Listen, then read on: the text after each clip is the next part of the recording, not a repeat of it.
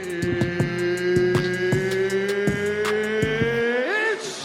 time!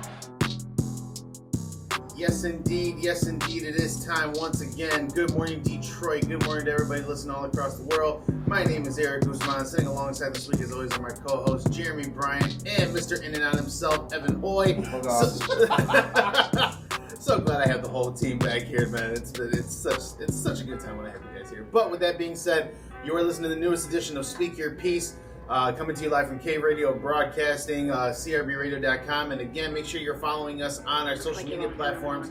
Speak Your Piece on Facebook, Instagram, and make sure you're following the YouTube channel. And again, make sure you're turning those notifications on so you guys can stay alerted when we have those new updates to the YouTube channel. So we got a lot to talk about today, but before we get into that, of course, the usual good morning shit from Jeremy and Evan. So I'm going to ask you guys, it's been a while since we've had all of us here in the studio.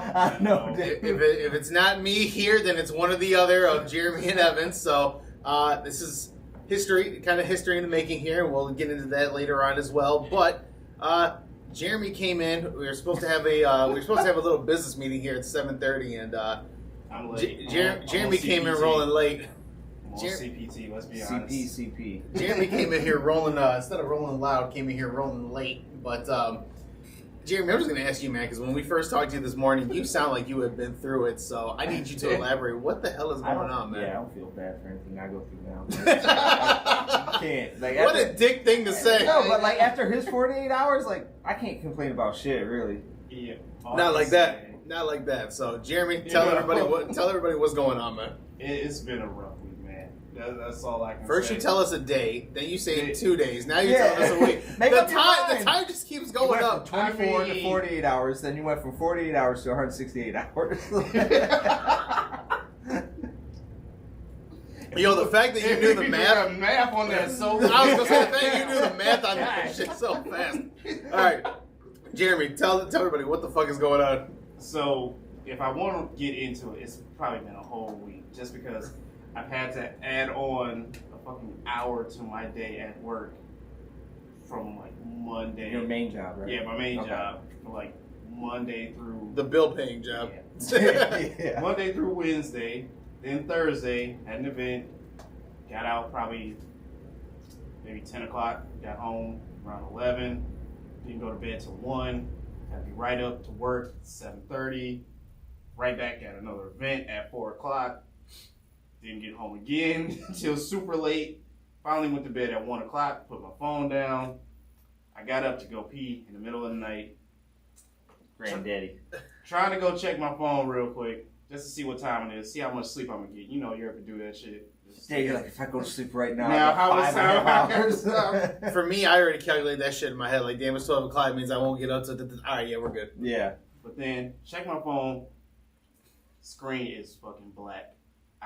I'm like, oh, maybe the battery's just dead. You know, let me just grab the other charger. Maybe it didn't plug in all the way. Nope, it's on. I can hear it closing and opening, and I can see the little red light when, the face scan goes over. It just won't turn on. So I'm freaking out at like 3 o'clock in the morning, like, what the fuck is going on? Because this shit happened to my girl's iPhone as well, too. So in her case, I had to like drive all the way to, I think like Partridge Creek or wherever that Apple store is, and waste a whole day there for them to fucking fix it. So now I'm like, dude, I cannot spend a Saturday at a fucking Apple store today. I just can't do it. As someone who owns an iPhone and has been through that process before, that's the worst fucking thing knowing when you got to get your phone fixed and you got to take it to the Apple store knowing you're going to waste the day there. It's one of the worst. Because it's never anything quick. It's never like a quick fix. Oh, here, let me schedule an appointment. Oh, there's a store filled with fucking people who want different things. And it's just like, all right, we'll take it back in the back. Give us about 2 hours. We'll fix it. What the fuck, man? What am I going to do for 2 hours? So, as Jeremy's here right now, his phone is operational. So, I'm going to take a shot in the dark here and say that you did get the phone fixed. It's working. So, unfortunately, my girl woke up at the same time and was like, all right, let's see if we can, like, Google this shit, figure out something to do. We finally did. We did the soft reset, as you said. We kind of figured that out. And luckily enough, shut off, turn back on. I see that Apple logo, and I am, like, overjoyed. But also, it's 3 o'clock in the fucking morning. I just had a panic attack. I'm already tired as it is. And now you're awake from the panic attack. I'm awake from the panic attack, which took me probably another 30, 40 minutes to go back to sleep. That's that iPhone shit. And this is why, first off, I'm about to switch over to fucking Android in a minute. First off, we can have a different conversation in a minute here, but the learning lesson for all of this is don't get an iPhone. No, fuck that. It might be. It's personal preference. It's personal preference at the end of the day. But the learning lesson, all this is, start fucking memorizing phone numbers. Because if Jeremy would have had my number memorized, he could have called me and be like, bro. Well, would you have answered at 3 o'clock? Is your phone on loud, vibrate, or silent when you sleep? And you know damn well, 3 o'clock in the morning, your phone go up. Who the fuck is that? Be like, who is that? This better be good.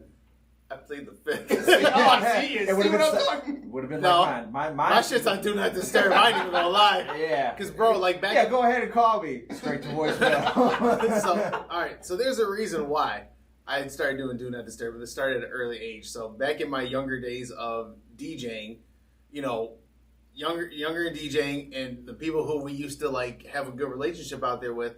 You know, they used to message me and say, "Oh, we're going here, we're going there, yada yada yada." Like, all right, cool, sounds good. You guys have fun. Somehow they got drunk. They thought I was like in the area still, and this is like 4 o'clock in the morning. Where are you at? Come on, let's go party. We're going to this next spot. I'm like, bro, it is fucking 4 o'clock in the morning. I am in the comfort of my bed.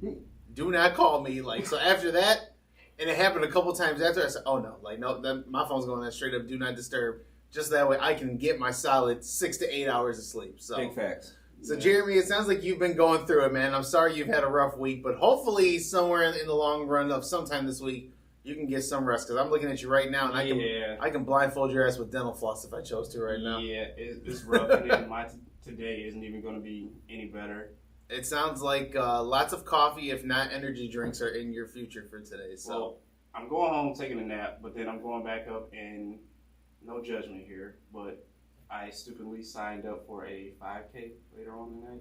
You're doing a 5K? Yeah.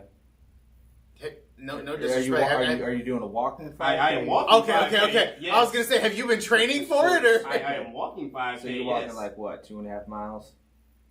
I'm hoping I'm walking all the Listen, miles. His brain is fried. You're the one who can do math off the top of your head. Don't ask me. But I'm just saying, it's like 2.5. Because my father-in-law did a 5K one time, and I'm like, I would never do a fucking 5K. I would never do one of those tough mutters. I would never do any of that shit. People I who know they do look fun though. Yeah, they look fun, but your body. You know, at the end of a tough mutter, there's like little. Yeah, the little electrocuting thing. Who the fuck would want that? Oh yeah, this is so much fun electrocuting myself. Who does that? I mean, there are some sick people in this world, but bring your bike with you. I am walking this 5K, hopefully with a drink in my hand with a couple other people. God. It is at night too, so it's not You as know it don't high. get dark till like 10 o'clock. I know. Nowadays, it starts at like 8. Right. So, I mean, the heat will be somewhat died down by then. Oh, yeah. Yeah. That'll be cool. Alright, well that's Jeremy's fucking nutshell of a weekend, so Evan... how have you been, bro? I can't complain about shit. Everything... Compared to Jeremy, everything's smooth. I feel bad. Yeah, compared to that. Yeah, compared to that, like, what can I say? No, but in seriousness, like, work is starting to die down a little bit. Like, we got another event, so we're going to... I go to work Tuesday night, a little bit later. It's an event called Canines and Keyworth, so we're going to, like, the women's soccer game. Where we're setting up and stuff like that, making dogs adoptable and stuff. So, making... Find me a dog. That's low shedding. That's low shedding. We got plenty of dogs. Yeah, every time I see your shit on like online, it's like, oh, it's such a nice dog, but then I think, fuck, my allergies, and they're all gonna make me fucking sneeze my brains out. There's a few dogs. There's a lot of dogs there, but no, like this past week started off my week with a dog tied up to our warehouse facility. I saw that. I seen it. Bro, this is the second time this has happened to me, and you know I'm a huge animal advocate. I don't think you can adopt this one this time. No, I can't. I mean, he's a big boy. Like he's probably about 1 to 2 years old, and he's already about what, 80 pounds? He's thick. He's a big boy. He's like a mastiff mix. Oh no! So he's got like the mastiff head, but he was a little hungry. You can kind of see his rib cage a little bit, but his attitude was amazing. Like he just loved everybody, loved everything. He was really fucking hungry. And then the updated video that I sent, like he's doing good. He's really happy. But I will never understand why people tie up their dogs. I will never understand why, especially if they're about a year to 2 years. Like they've already, let me ask you this. I don't understand, and I don't want to make assumptions. No, I mean, but again, let me say this as well. Also, again, you find them tied up and they're always in front of your facility, right? For the most part, from what you've seen. Yeah. Obviously you don't want them tied up, right? Right. But are you at least somewhat, and someone in that field, are you at least happy that they tie him up tie him up to the facility, knowing that, hey, I can't take care of the dog anymore. This is at least a place I know where they can have a second chance. Oh, 1,000%. Okay, yeah. I was gonna say, if you're like, yo, don't bring the dog here at all, be Right, like, where the fuck you want him to go? Right, because I mean, because a lot of people get it confused. Because for Michigan Humane, we have a Michigan Humane warehouse, and we have Michigan Humane Detroit, and they're about. It's like a 5 to 10 minute drive, so it's very close. So a lot of people think that the warehouse is the actual Detroit facility. Oh, the warehouse is where we store like all the food.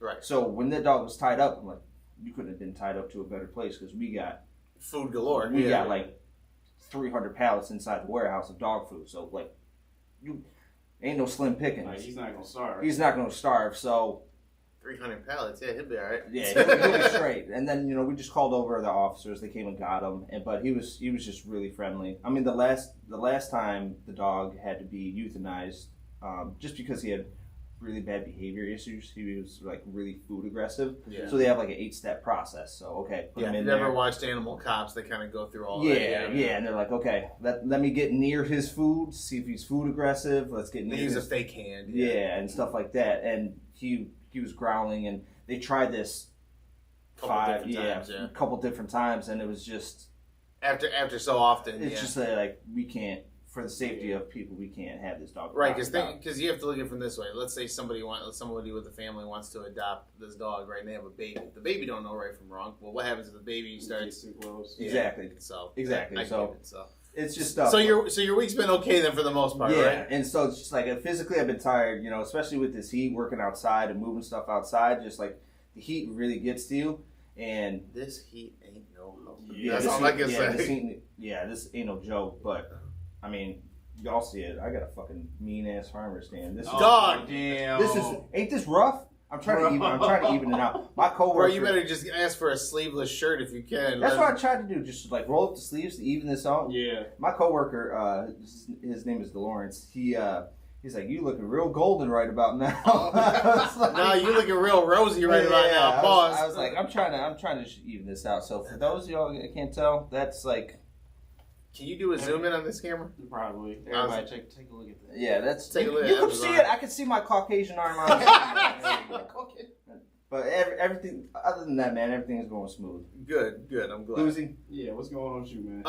Well, we have something we'll get to later on today, but other than that part, work is work, and trying to enjoy. Work. That song is still a jam. I don't care what anyone says. My wife put it on the other day. We were cleaning up around the house, and I think when we were on our honeymoon, we took a second week and we did this little staycation, just kind of did shit around the house. That song came out. I was like, yeah, I forgot this song used to go in. That song used to go in. And then What's My Name? That one's good, but I think Work was a better hit than that one. So, but other than that, like I said, work is work. Just doing, making it through the day. Enjoying married life still. Haven't wanted to kill each other just yet, but we're good. We're on a roll. So, well, speaking of wives and everything, gentlemen, we need to have a very serious conversation here. So to the fans now, yes, this is normally a sports podcast, but we do talk about things that are going on in the real world, and we have some shit that we have to address here. So we're going to do you guys a solid and get all the sappy political shit out the way first, and at that point in time, the second half will be dedicated to the fun, normal stuff. So with that being said, we do want to talk about the big rumblings, the big decision that was made yesterday. The Supreme Court. Go ahead. I see that rumbling reference. I see it. I wasn't trying to tie the dots. It's all good. Connect the dots, but we got it. With that being said, the Supreme Court overturned a 50-year decision on Roe versus Wade, which ended the right to abortions in the U.S. So, gentlemen, we kind of know, I'm not going to beat this thing with a dead horse here, but, this is a very upsetting decision, and especially for everyone here, Evan and I are married, we have wives. Jeremy, you have a long-term future wife as well. So the decision of this as well. Again, I saw a lot of especially women, and again, women have every right to be upset, but there are a lot of upset women in the world. Many politicians came out and spoke their piece. I know Barack Obama came out and said something. Congresswoman or Supreme Court Justice Sonia Sotomayor down from Arizona came out and said something. A lot of people have had things to say. So let's just cut to the nitty gritty of it here. Let me give a brief summary here as well for those who may not have a full understanding. This is coming from NPR. In a historic and far-reaching decision, I don't know why I've never heard reaching before, but in a historic and far-reaching decision, the U.S. Supreme Court officially reversed Roe v. Wade on Friday, declaring that the constitutional right to abortion, upheld for nearly a half-century, no longer exists. Writing for the court, Majority Justice Samuel Alito said that the 1973 Roe ruling and repeated subsequent high court decision reaffirming Roe, quote, must be overruled because there were more, quotes, egregiously wrong, the arguments exceptionally weak and so damaging that they amounted to an abuse of judicial authority. The decision, most of which was leaked in early May, means that the abortion rights will be rolled back in nearly half of the states immediately, with more restrictions likely to follow. For all practical purposes, abortion will not be available in large swaths of the country. This decision may well mean, too, that the court itself, as well as the abortion question, will become a focal point in the upcoming fall elections and in the fall thereafter. This is a little bit more going on here. I kind of want to see. All right, so this kind of goes into Alito, the court writer here that we mentioned earlier. Alito's opinion is a tour de force of the various criticisms of Roe that have long existed in academia. Alito's 7-page opinion, which has a 30-page appendix, seemingly leaves no authority uncited as support for the proposition that there is no inherent right to privacy or personal autonomy in various provisions of the Constitution, and similarly, no evidence that people's reliance of the court's abortion precedents over the half-past century should matter. Alito pointed, for instance, to Planned Parenthood versus Casey, the 1992 decision that upheld the central holding of Roe and was written by Justices Sandra Day O'Connor, Anthony Kennedy, and David Sauter, all Republican appointees to the court. Alito pointed to the language in the Casey opinion that he stated, quote, conceded reliance interests were not really implemented because contraception could prevent almost all unplanned pregnancies. All right, we're going to stop here. I'm not going to keep digging into this. So we kind of read about this. We kind of have an understanding here, and I know I've bantered on for a minute. Gentlemen, I'm going to leave the floor open to you.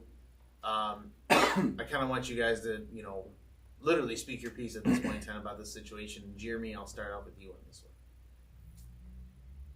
one. Evan, you want to take this one real quick? I just need to get so no one wants to address this. All right. I need to wrap my head around this whole thing.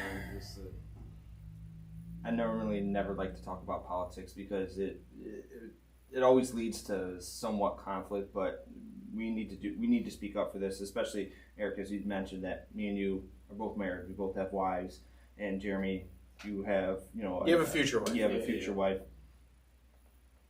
It's scary. It's really scary. Me and my wife were talking about this yesterday. This world is going to shit. And I mean that because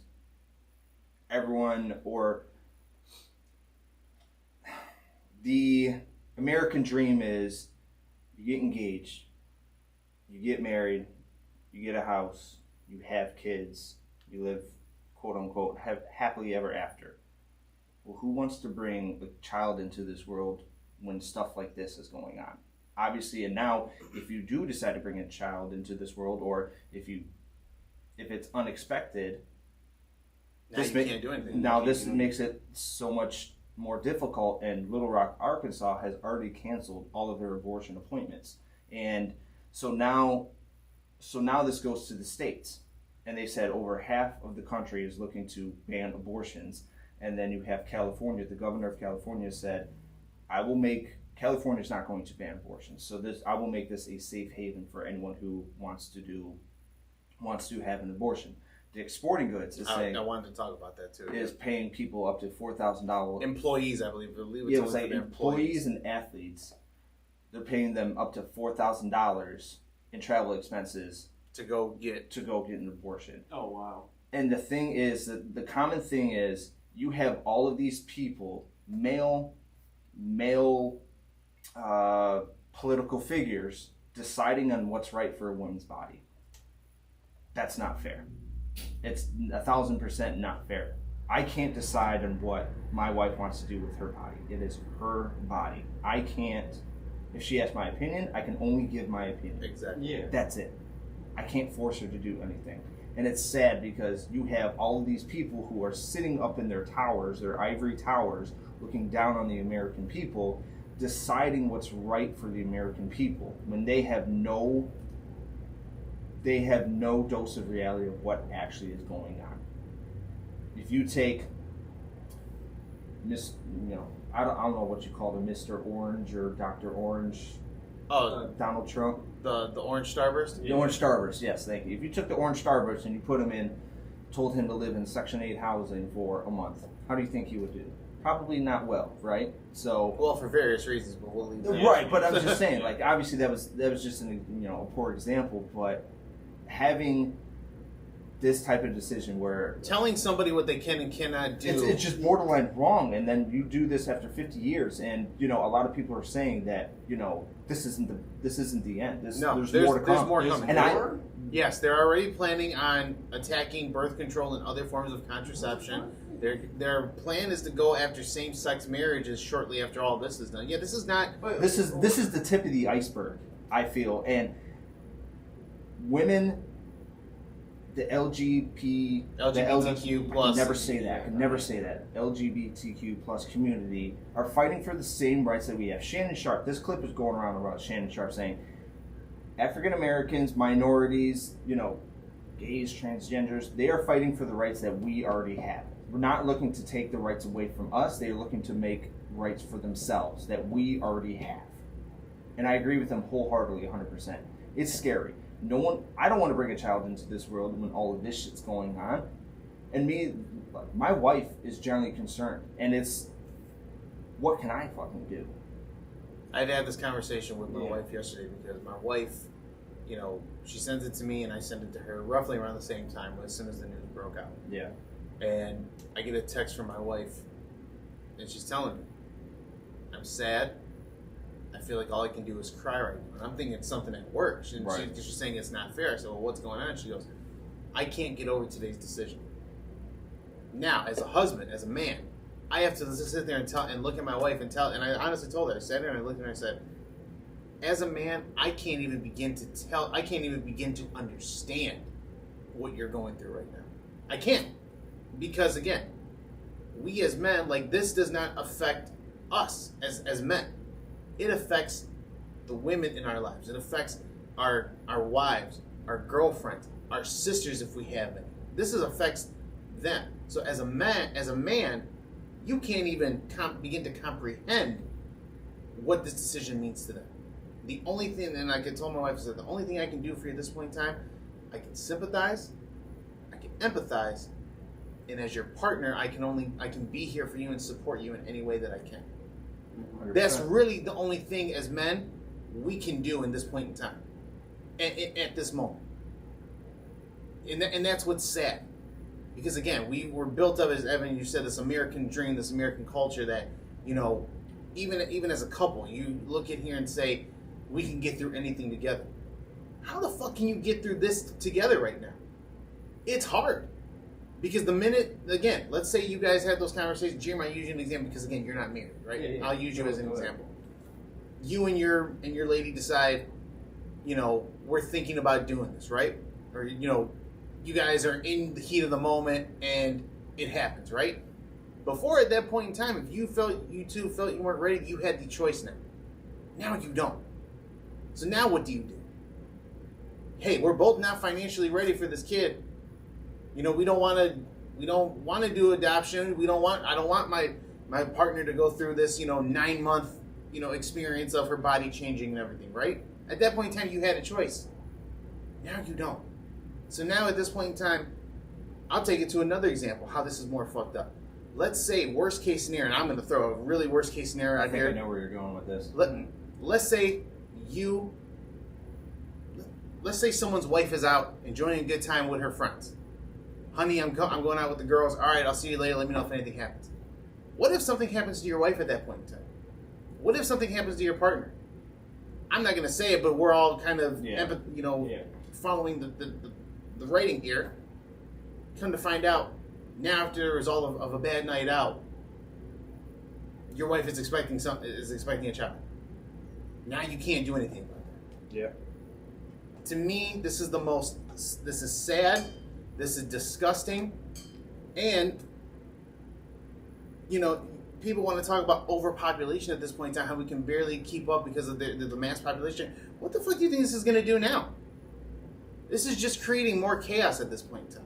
Yeah, and to kind of also go on it, why are these male political figures so concerned about what's going on in the world? Well, let's not get into it. There are women in the political realm, but it is a mass majority of. But I'm male saying, dominated, why do the males even fucking care?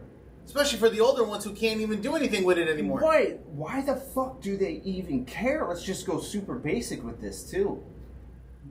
You got 60, 70-year-old dudes caring what's going on in women's bodies. It's that old school mentality.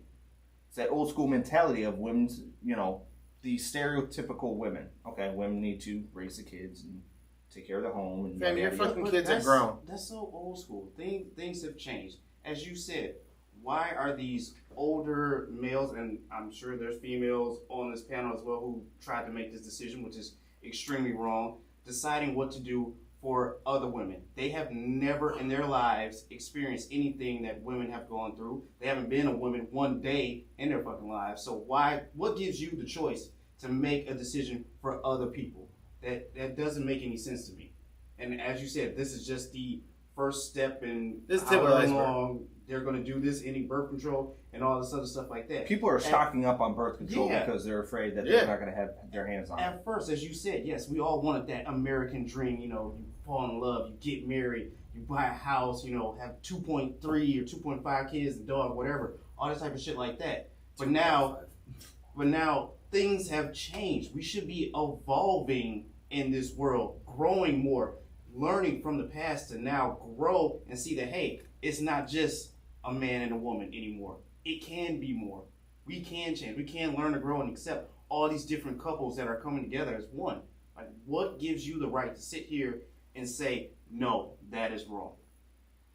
We have this thing here about free speech and everything, right? And freedom of speech, freedom to say whatever you want, right? What fucking good is that anymore now?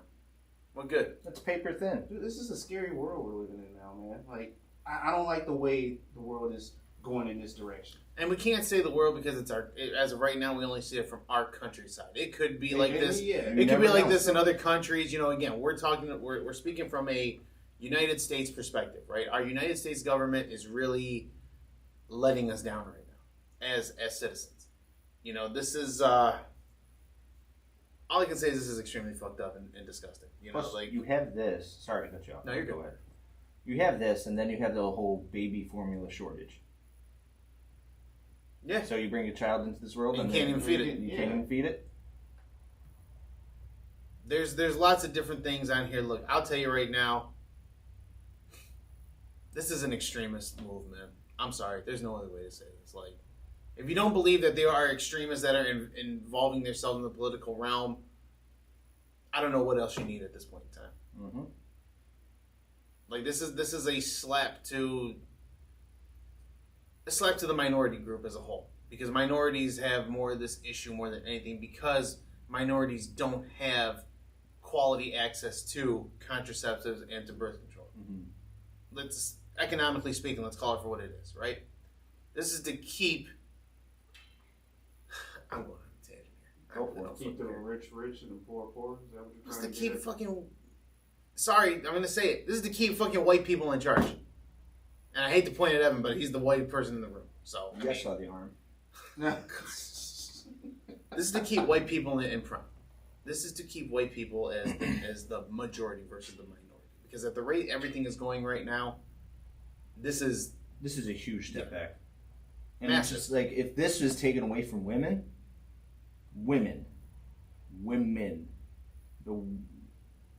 the creators of life.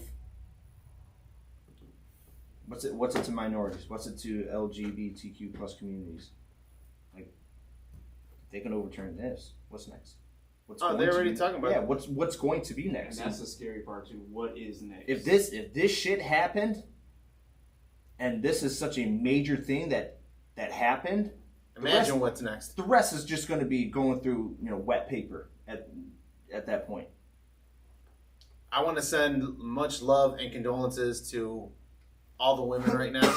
Again, this is a very tough subject to talk about. We can go in multiple directions with this, but again, we only get a 2-hour time limit here, and this could take up an hour if we chose to. So, yep. I want to send condolences to all the women out there who are going through it right now.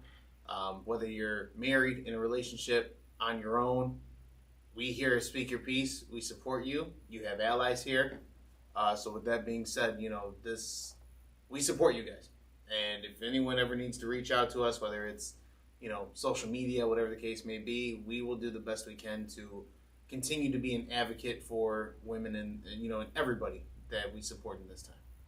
I'll tell you what, on a personal basis, I told my wife after this has me more focused to want to vote for primaries than ever before, like for the actual the mid realm elections, and president and everything like that. Yep. This has me more motivated to want to know who's running for what they're standing for, and go that route as well. So you will see me becoming a massive voter after all this. So, anything else you gentlemen want to add to this as well? I think we're good, man. Unless Jeremy, you got anything? Oh no, I know we ain't really gonna give you a. No, you're fine about that. Just because everything is playing into my head and I'm just getting upset about it. But I'm, as you guys said, we've summed it all up, and it's just scary. I'm afraid of what is coming next or what could be next, and I don't know. It just has me worried. Yeah, for sure. Again, staying with more of the political side as well. Also, this is a follow up from a couple weeks ago. Out in Uvalde, Texas, they had they did have, I believe, a meeting for that school district as well. I don't know if it was a state meeting or just for the school district as well. But ultimately, they came up with the decision that the Uvalde school, the elementary school where that shooting took place, will be demolished. One of the standing quotes, I believe, was from the senator out there, I believe it was. Yeah, the mayor. The mayor, sorry, who in a nutshell said, the decision comes to tear it down because you can't ask a child who went through that to go back. I think, it's the first time that a decision like that has been made. Yeah. Especially considering the fact that when we had the Sandy Hook situation back, I believe in 2012, I believe that was 2008, somewhere around that time frame. I think so. It was early. Yeah, It was early 2000s, late 2000s, early 2010s. That involved an elementary school. Those kids went back, so this is the first time we've seen a decision to tear down a school after such a traumatic event. Gentlemen, your guys' take on that, and Evan, I'll start off with you on this one. I mean, I understand where he's coming from, and especially being in elementary school, that type of stuff will impact those kids' lives. That's where the kids form their personalities, and that's where, you hear it all the time. People who have trauma throughout their life, normally it stems from a childhood incident. So I can see where the decision was made. And honestly, I kind of support it, Yeah. Just, you can't ask those kids to go back there. Sorry for correct notification. Sandy Hook took place in 2012. Okay. So just yeah. Okay. I didn't want to be No, you're good. You're good. I fully support it. It's an extreme decision, but I think an extreme incident requires an extreme decision. I agree with that. It's extreme, but it's right. You can't ask those young kids to go back in this place that they once thought was, safe, a safe and happy place to be.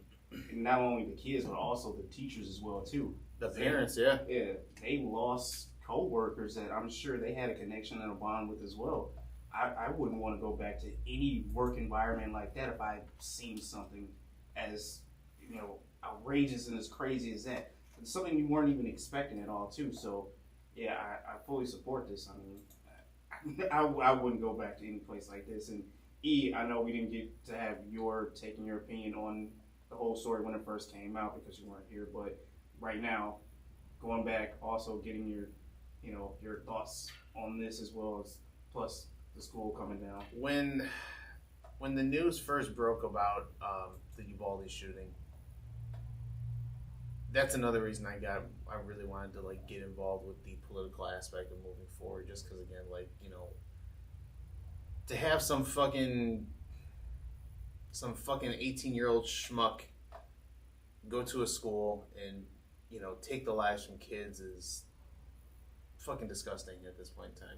It's at that point in time I had a lot of rage. I had a lot of emotions built up, and it was just very disheartening to read and see, especially the reports came out how, police officers wouldn't let parents go in, but when they found out their kids were involved, they got to go in and save their kids. Like that, the whole handling of that shit just to me was fucking nuts. As far as the school being demolished goes, I'm with it. I wish we could do the same for all schools that have been through that. But unfortunately, that takes out time and money, and with the way how the economic system is right now, it's the economic and the education system. It would create a complete, massive distraught if that continued to happen. But in this situation, I think this is the best decision. Again, you're in an elementary school. You got kids ranging anywhere between first grade to fifth grade in there. Especially someone who just got to that school, like again, let's say a first grader. You can't ask a first grader to go back, man. You can't. That kid is traumatized for life. That kid is going to be emotionally and mentally traumatized for the rest of their lives until they get that out of them. For that happening at an early age. There's really nothing else I can say at that point in time. Like the shooting to me, if anyone did the research, the kid left a memorandum saying how he kind of found it. And people are going to say it shouldn't matter because the kid was of Hispanic descent. I don't give a shit. People buy into the things that they believe in. The kid left a final memento pretty much saying how he was doing online research and found that there was this little oh my god, I don't want to say neo-Nazi, but again, another extremist plot to keep, that there's an agenda to get rid of minorities so that way, the whites stay in charge. The whites stay a majority. There's been this whole trait of these type of things happening, and when the story came out just shortly after the Buffalo shooting where the kid went in there into the grocery store and shot at the grocery store and shot all the minorities, I don't want to go into it. It's very old news. But at the same point in time, too, I'm glad the community and the state the city decided that this was the best choice for those kids, and I think I couldn't agree with them 100% more. So, all right, gentlemen, on some more lighthearted news here as we get into our sports topics here. We got a lot of shit to get into here because Thursday was NBA draft night, and our Pistons here in the general area were extremely highlighted in more ways than one.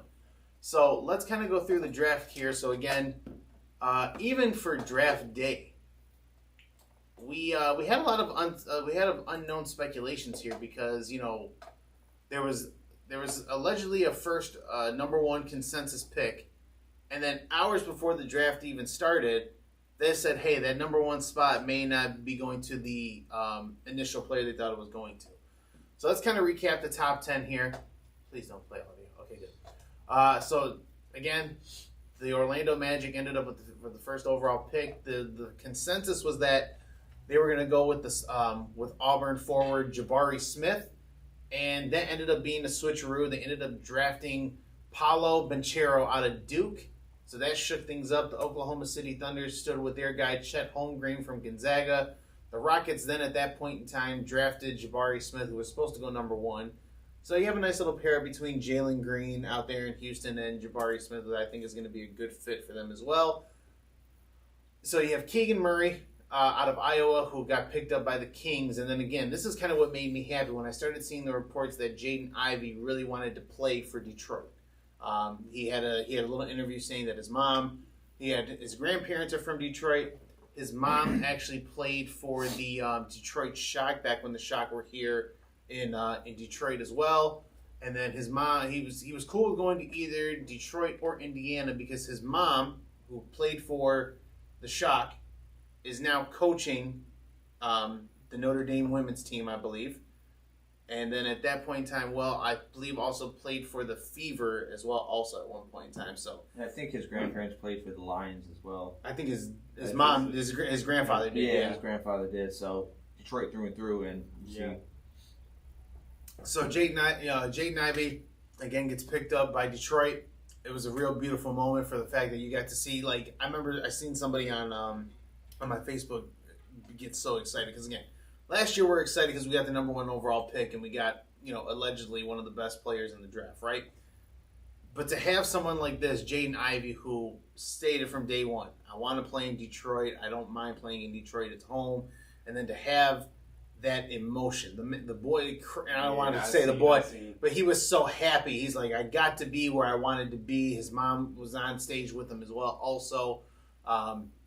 So it was such a great moment for Detroit. You had that excitement there as well. Fast forward, the Pacers go up next. You have the Blazers. And then things get a little bit interesting here as well. For the Pistons also. They had another person that they wanted to get if they could. They were looking for, I believe he's a forward, Jalen Duren, right? And the Hornets had that pick. Well, shortly after that pick is done, there's a 3-team trade between the Pistons, the Hornets, and the Knicks. And the Hornets traded the rights to Jalen Duren. So the Pistons got their other guy that they were looking to potentially get somehow, some way. On top of that as well, the Knicks gave up Kemba Walker to the Pistons as well. So the Pistons had a pretty interesting draft night here as well. Now, a lot of people haven't caught on to the news yet here that yes, Kemba Walker, although he got traded to Detroit, Detroit is expected to buy out his contract so he can be a free agent.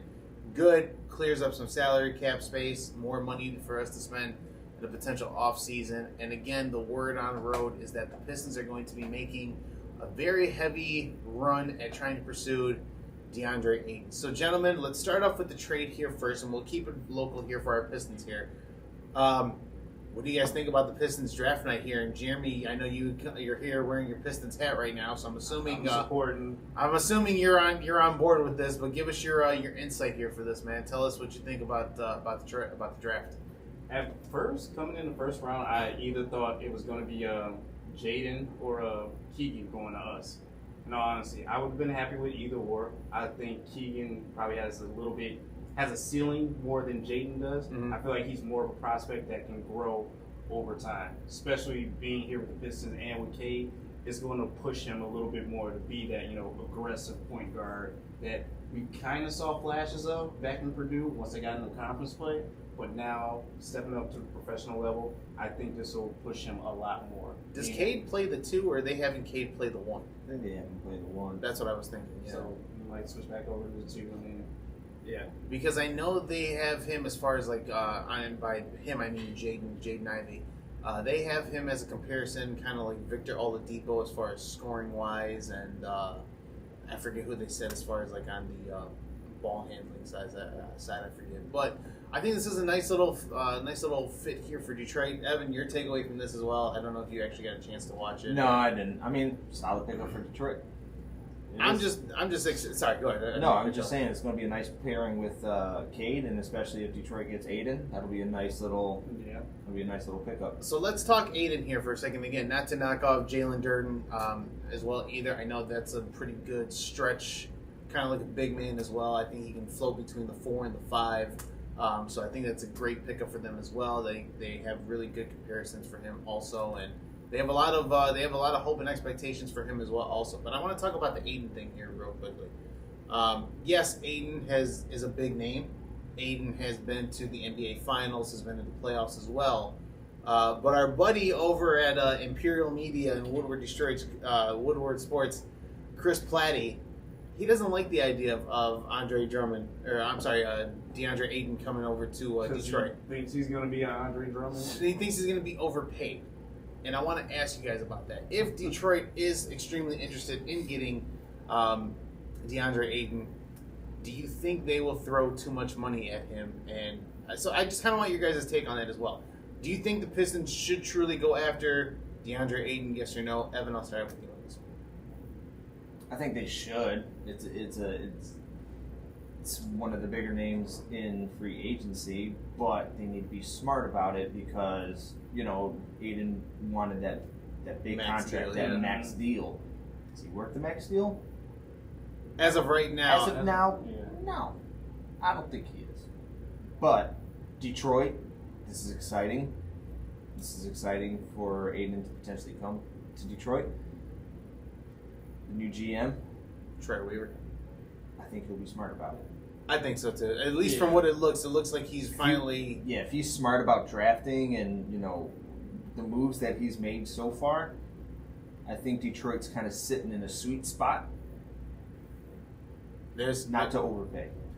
Jeremy, your take on that as well? I agree with Evan. I'm going to pursue Aiden, but I'm not going to throw that max deal out at him right there. I'm not going to give him that type of money. And as Weaver said, what you guys said, he does this in the draft. He knows these players a little bit more now, given his time.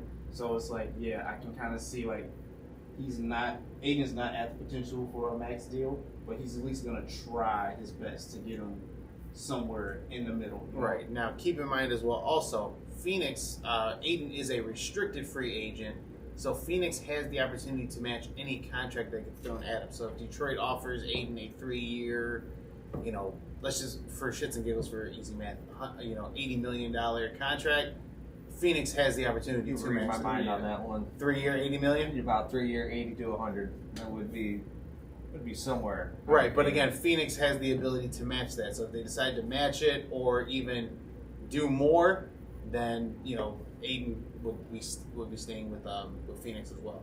Now, another little rumor I sent as well also is that apparently the Pistons are also looking at trading or looking to find a way to get Gordon Hayward from the Charlotte Hornets. I don't know how I feel about that one. So again, Gordon Hayward has not been Gordon Hayward since he left Utah. Now again, consider the fact when he went to Boston, he had that nasty leg injury, a couple of years to recover. A lot of people, threw Gordon Hayward out, like, hey, guy's not who he was anymore. Went to Charlotte, had a nice little role there that first season he got there. Last year they didn't do so well, so now you're kind of looking at, what's the real value on Gordon Hayward. But I'm assuming, Jeremy, based off of that response, you don't want Gordon Hayward here? Nah, I'm going to pass on Gordon Hayward. I don't need another... Don't pass on the White Wonder?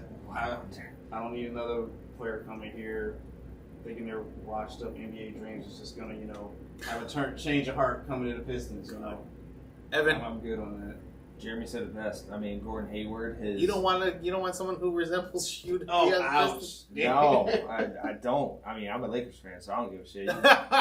Oh, but I bet you if he was going to the Lakers, let's bring him I don't up. want Gordon Hayward on the fucking Lakers. No, we had a bunch of old dudes last season. We don't need a bunch of old dudes now. But I don't see it working. I really don't see it working. And again, they said it's a potential. They're looking for a potential partner. I think it would be like a 3-team deal for that as well. So, now my only thing with this draft is this, and the DeAndre Ayton thing that we were talking about, through our text messaging group. If you're going to draft or if you're going to sign DeAndre Ayton, you got to start looking at the guys that you have on this team right now. You just traded for Marvin Bagley, who was, I forgot about that. Yeah, who was allegedly supposed to be your next young talent here, right? Now you have potentially bringing DeAndre Ayton. That's 2 centers. Let's just say they do get him, right? You have 2 centers here, right? You also have Isaiah Stewart, who's like a 4, but plays the 5 when need to, kind of like a Ben Wallace size player. You just got this rookie Jalen Duren, who's a 4/5. That's about 4 or 5 big men on the team already. Someone's gonna have to go. Yeah. So I'm curious to see how this, works out if they do get. Let me see what they have Jalen as by any chance. Yep, they have him as center. Let's see. I want to open up the Pistons. Let me open up the roster here real quickly and see. Oh, come on. See, every time I want to do this and I have a great idea, it takes too long. Teams. All right, Pistons. And then we're going to look at the roster here. Just to kind of see what they have as of right now. Team roster. No, come on, damn it. Really? I hate those pop-ups. I Subscribe. swear. I'm not subscribing to shit. They really say right. just what up, though? Oh, yeah, they got that as their new All right, so you have thing. Cade Tell him Cunningham. better get his money. So Jaden Ivey's a guard. I don't know who this other that is. Ismail Kamagate is a center. G League or something? That or just they don't have their picture up yet. Cade Cunningham is a guard. Carson Edwards is a Frank guard. Jackson. Why that man look like he's 40? He looked like, God. I know who you're talking like about. Key and Peele. Yes. Oh my God. Shut up, Frank Jackson. Yeah. Jamarson. Jesus. All right. That was the other thing, too, for draft night as well. The Pistons did trade Jeremy Grant to Portland for a 2025 pick, and that was the other thing they gave up to New York was that 2025 I was a little upset pick. about that. I was, too, because the only thing that made me upset about that also was the fact that during the trade deadline, they were offering players for Jeremy Grant. You guys settled for a 2025 draft pick. That was, to me, that was a bad trade, but I won't hash on that one as well. All right, so I'm seeing a lot of guards here. 1, 2, 3, 4 guards. 5. Why is he still on the thing? All right, we won't count him. 1 forward, 2 forwards, another guard. Yeah, this is going to be interesting here, man, to really see how this all plays up because you have. We got Corey Joseph on there. I think he'll be gone. Marvin Bagley's a forward. Saban Lee, Sadiq Sadiq Bey. Yeah, you're not giving up Sadiq Bey. I think he had a really good season last year, so. I need to see some more from Luka Garza this season. Yeah, I think he had a very light rookie year, so it'll be interesting to see. But yeah, as we can see, there's a lot of forwards, a lot of guards. Yeah, isn't this Dwayne Casey's last year as head coach? I would not be surprised if they look to bring Tim someone Hardaway's in. the assistant coach? As of right now, yeah. I didn't know that. I did not know that. Huh. Interesting. Okay. Yeah, so this Pistons roster has a lot of, work to do, but it looks kind of promising here, if I'm being honest here. Jeremy Grant, they probably just haven't updated the website yet, so fully, but Jeremy Grant got to go. So It's so hard. Jesus. All right, so now let's talk about these potential trade rumors here as we are approaching free agency, which is on Thursday, the 30th here. Evan, we got to talk about your Lakers here because apparently you guys may be getting some new point guard relief here. Oh boy. Let's start with the news that is taking the headlines here as well. Kyrie Irving and the Brooklyn Nets are at a very, very strong standstill right now. Kyrie Irving has not completely opted into his $47 million player option. However, the reason why is because Brooklyn does not want to pay him that much money right now. For someone who's only played part-time. Yeah, for someone who's been a part-time player on a full-time player's contract, you can't blame the Nets for being hesitant. Yeah. Again, we mentioned it before. We've beaten the Kyrie thing to a pulp at this point in time, but Kyrie wants his money, and the Nets aren't trying to give him his money right now. And I think on Brooklyn's side, it's the smart decision to do. Absolutely. Mm-hmm. So now Kyrie has come out and said, hey, if I don't opt in, I want to get traded, right? Because that's the only way Kyrie's going to fit on a roster along those lines. So the teams that he's come out and said is he said he wants to go to the Knicks, which I don't know why the fuck anybody wants Why to does go to the everyone want to go to the Knicks? Because it's New Madison York. Square Gardens. That's what I don't everyone give a wants to shit. play at. Yeah, but Madison Square Garden to today's kids don't mean shit. It really, and we've had this conversation Yeah, we before. have. It really don't. So there's the New York Knicks. There's the Philadelphia 76ers, which to me, you are the reason James Harden left. Like, why do you want to go play with James again? Maybe Kyrie, sure. And then again, I think Stephen A. said, "This what are you going to do? Fucking sign and trade James Harden back to Brooklyn? I don't think so. That's not going to happen." He also said the Miami Heat was on there as well. And the Miami Heat already have Kyle Lowry, who they signed off of free agency last year via sign and trade. I don't think they're giving up Kyle Lowry because Kyle Lowry and Jimmy Butler are boys. Yeah, they're tight. There's a couple other more teams as well. Also. Lakers, Knicks, Clippers, Heat, Mavs, and 76ers. I don't think he would make. Spool's gonna end up in Dallas. Do you think so? Spool's gonna end up. Luke is going to be like, nah, bro. This is my team. Yeah, I don't think so because again, if Kyrie's there, Kyrie's going to want to handle the ball. We saw that in Brooklyn, like when the little James Harden thing happened. Like, yeah, he did okay without the ball, but they play way too much iso ball, or they did at that point in time. The biggest talk arounds are the Clippers and the Lakers. The Lakers would have to make a massive trade. And I think I sent it to you guys, the potential trades that they had. Oh, yeah. Let me pull this up here real quickly so I can show it to you, or we can read it off here. 1 second here. So the trade, there was a potential trade speculation here as well. Oh, come on. Seriously? Oh, I got it. Okay, you got it? Go ahead. So, Lakers get Kyrie Irving. Yeah, so it's a three-team trade between, there's two options that I got here for you guys. Lakers, Nets, and Rockets. Yeah, that's the first one. So you read it one more time, Evan, I'm sorry? So you got Lakers getting Kyrie Irving and Seth Curry. Nets get John Wall. And Rockets get Westbrook and a 2027 first-round pick. That's option one. From the Lakers. Now the other one would be the Lakers, the Nets, and the Indiana Pacers. So you got Lakers, Kyrie Irving and Seth Curry from the Nets. And then you get Nets would get Miles Turner and Malcolm Brogdon. And then the Pacers get Westbrook and a 2028 first-round pick from the Lakers. Now, all this sounds great, but with that being said, there have been the multiple reports saying that if Kyrie leaves, KD's asking for a trade. Now, again, there's been some pushback on there. Apparently, people are coming out and saying KD may stay regardless. We don't know, but I'm along the lines. I'm betting that if Kyrie doesn't stay, KD's asking for a trade. So he just signed 4 years. How much? It don't matter at this point. I thought they both had. KD sounded like a 4-year deal. Well, I thought they all signed at the same time because the goal was for. I thought KD re-signed. We'll double check here and see, but let's just say worst case scenario: Kevin Durant doesn't want to stay in Brooklyn because his boy Kyrie is gone. While all these trades sound great, you get nothing out of it now. Brooklyn is going to be the trade machine at this point in time. That's what I'm looking at Brooklyn right now. Brooklyn is your trade machine. You have such a disgruntled organization right now because, again, everyone's talking about, that Kevin Garnett and Paul Pierce trade, all those draft picks you had, right? You've blown all those draft picks now at this point in time. Yeah. Those draft picks are gone. So, I want to ask you now, Jeremy, because as Evan and I have kind of went through the topics here, I want your insight on this whole debacle that's happening right now. Dude, I don't understand what's going on with Brooklyn because I can imagine a couple years ago, everyone thought Brooklyn was like the destination to be at. And now it's just like, I don't want to fucking play with Brooklyn. I mean, you see they're like falling apart just like how Houston was right now. Yeah. And I honestly think Kyrie is going to leave.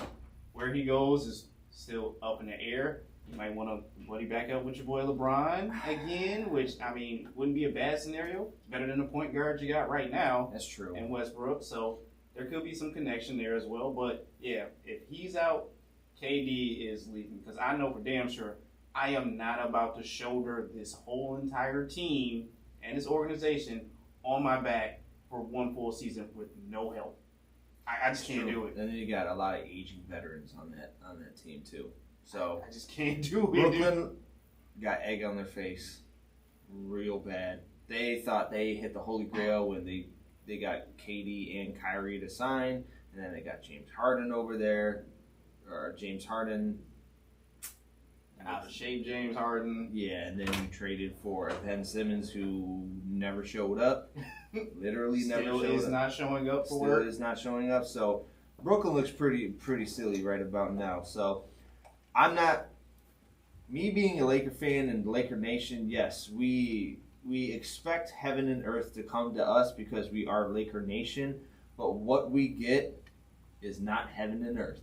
We just get a little bit of earth. Let's just put it that way. But So, well, you got heaven and earth when you guys won the championship after the AD trade. Yes, so there is that. That worked out. That worked out in our favor. Now we have an AD who hasn't fucking shot at basketball since April, but that's besides the fucking point. Probably shouldn't have said that. Yes. Dog, when I heard that, I said, "Oh no!"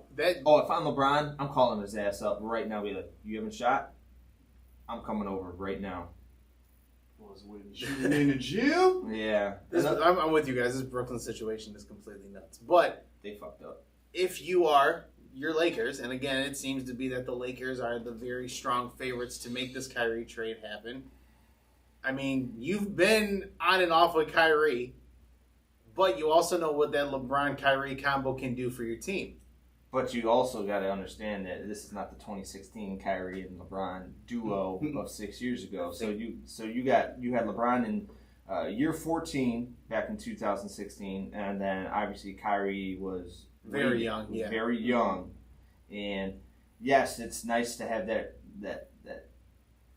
reunion, but will it work? You know, and the whole vaccine thing. I don't know. I'm sure that's all going out the window. Yeah, I'm pretty sure that, but you never know. LA and New York were the same, essentially, with their vaccine. Somewhat, yeah. So, would you get a part-time Kyrie for a full-time Westbrook? Who knows? Which would you rather have? But it all depends. It all depends on what we want to do. I'm not expecting anything. I'm keeping my expectations super low so I don't get disappointed. But yes, I do like Kyrie as a basketball player. And yes, we've went on an apology tour with Kyrie several times. So many times. Yes. So, but looking at those trades real quickly too, if I'm Brooklyn and I'm thinking worst case scenario, my two guys are going to leave. I want that Pacer trade. Give me Malcolm Brogdon and Miles Turner. Yeah. I at least have two. They're not necessarily younger players anymore, but they're not necessarily on the old side either. Right. They're kind of like in the midst of like having a breakout season at one point in time. Brogdon did good with Milwaukee when he was there the first few, his first year or two. Then they traded him to Pacers. He had a couple injuries. I think Miles Turner was an all-star, or at least on the cups of being an all-star at one point in time. And then again, injuries got him as well. So yeah, they kind of have injury issues, but they're still young enough to like really get over that and make an impact. So if I'm looking to potentially rebuild in Brooklyn, that's the trade I want. I just think it's funny how Westbrook may go back to Houston. Well, either way, he's going somewhere because they also said too there's another potential trade between Pacers, Lakers. I'm sorry, not Pacers.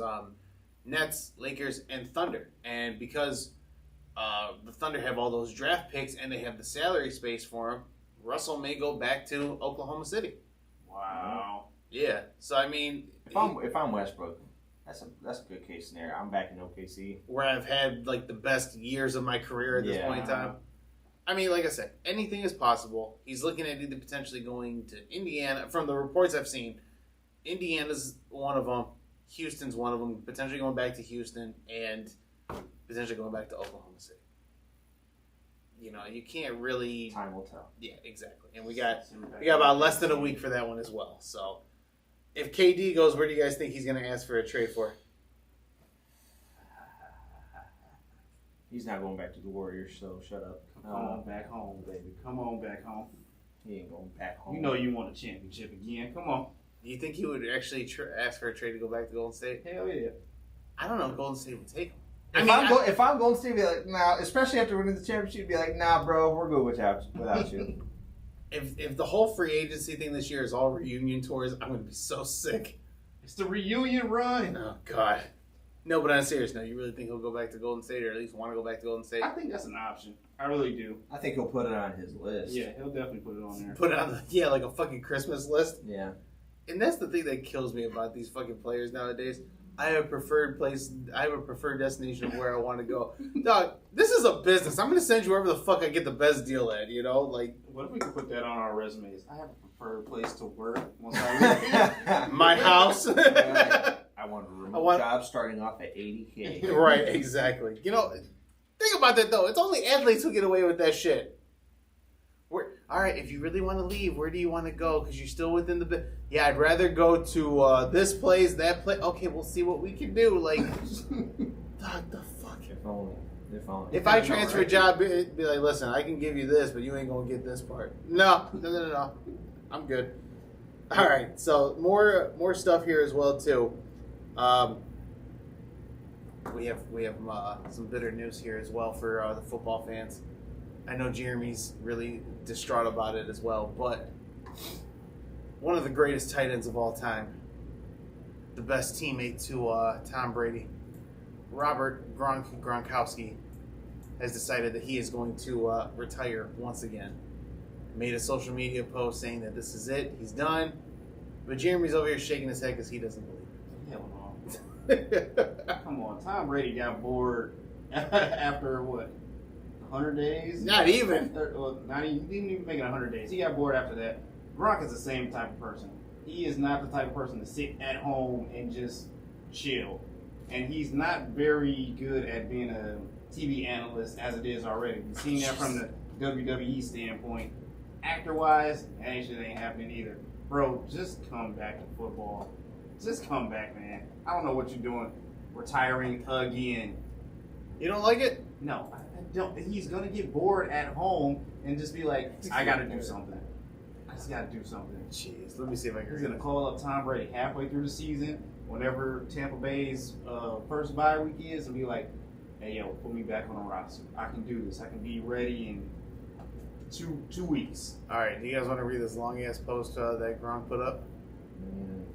Please don't everything. Just no sound, no nothing. Okay. Not particularly, but go ahead. Oh my God! All right, so Gronk shared this on his Instagram here. It was pretty much says, in college I was asked to write about my dream job opportunity that I wanted to pursue and where the location would be. Every time I had to write about my future, no matter what I picked, being a professional football player. For the assignment though, we had to pick location, so I really wanted to play in Tampa for the Tampa Bay Buccaneers for many reasons. First off, I'm calling bullshit. Bullshit. Nobody's sitting here saying I want to play for Tampa Bay. Shut up. No, you're not. Oh, God. For many reasons, the sunny weather being number one, I completely forgot about writing this report until 2 years ago when I had the opportunity to join the Tampa Bay Buccaneers. And let me tell you, the journey in Tampa over the last 2 years has blown away what I originally wrote about in college, big time. For this, I wanted to thank the entire first-class Buccaneers organization for an amazing ride, trusting me to come back and play and help build the championship team. I will now be going back to my retirement, walking away from football again, with my head held high, knowing I gave it everything I had, good or bad. Every time I stepped out on the field, the friendships and the relationships I have made will last forever, and I appreciate every single one of my teammates and coaches for giving everything they had as well. From retirement back to football and winning another championship, now back to chilling out. Thank you, all Buccaneers fans, crew. First off, why is crew spelled? Oh, the crew must be like their little in-house thing. Without you guys, none of this is possible. All of y'all brought every game. Thank you for all you do. Cheers to what's next. Maybe sailing the seas. R. You guys buying it? Yes or no? He didn't write no damn report. I totally forgot about writing it. No, bullshit, This motherfucker. book report I wrote, man. Bullshit. Jesus Christ. Yeah, I mean, it sounds like he's at peace with retirement this time. I think, when he first did, it was kind of more like the injuries kind of plagued up. I was like, I need to give my body a rest. But this one sounds a little bit more like, hey, this may actually be it. But, Jeremy, I'm with you. Tom calls again. Yo, you can really use your help one more time. When is the NFL? Is the NFL going to do like certain jobs? Like, you can only come out of retirement like 3 times. After that, you're done. I feel like, I think they might make it like the Gronk rule. You can't keep taking years off. Like, yeah. Can't take a year. Like, if you need a year off, you're just gonna. Because if you imagine, what if Tampa Bay drafts a rookie tight end? Gronk's coming out of retirement. I'm sorry, boy. Yeah, get the fuck out of here. Right? Yeah, you're done. You're gonna watch him later, buddy. Yeah, exactly. So Evan, you don't think he's done, or do you think he's done? Your take on I this believe as well? it when I see it. Okay. If he stays retired, Well, we said past that. next season for the entire season, then I'll believe it. So if he takes a whole 2 years off, Yeah. Okay, fair Yeah. enough. I'm with you on that one. I believe it when I see him as a door greeter at Walmart. Shut the fuck up. All right, let's get into some of this weird shit that we have going on here. So, not weird necessarily, but this is some of this is kind of trippy. Where do you guys want to go? We have I'm sorry. We have some more sad news to address here as well, with some passings in the sports world. Evan, I know you kind of had this topic here, so I'll let you lead this one here. So, former NBA and Purdue University star Caleb Swanigan has died at the age of 25 of natural causes. So, he played college basketball for the Purdue Boilermakers before entering the 2017 NBA draft, where he was selected 26th overall by the Trailblazers. So he had he overcame a lot of stuff. So he stayed in homeless shelters between Indianapolis and Utah throughout his childhood. He overcame a lot. So they say natural causes. The cause of death has not been 100% released, but it's sad because he was only 25 years old, and it's very sad because I feel like we're reporting on this every single week, where mid-20s, these mid-20 athletes are passing away, and we also have another one where Baltimore Ravens outside linebacker Jalen Ferguson has died at the age of 26